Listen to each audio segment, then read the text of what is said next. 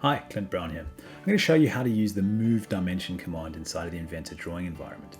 So the first thing we're going to do is we're going to just zoom in on this area of the drawing over here. And what you'll see is this 35mm dimension on the left hand side.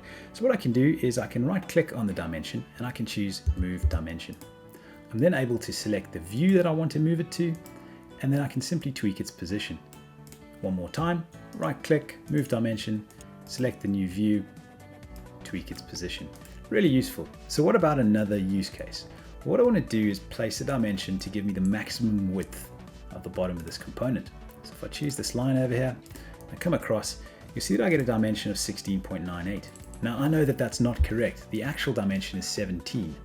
So what I can do is I can place the dimension on this bottom view and then move it up to the top. So let's have a look at what that looks like.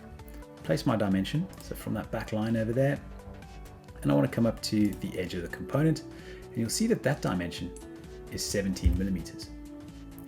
So all I need to do is delete the 16.98, and it's as simple as right clicking and saying move dimension, choosing my new view, and then positioning the 17 where I need it.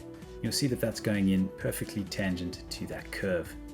So there you have it, move dimension in the Inventor drawing environment. I hope you found this tip useful.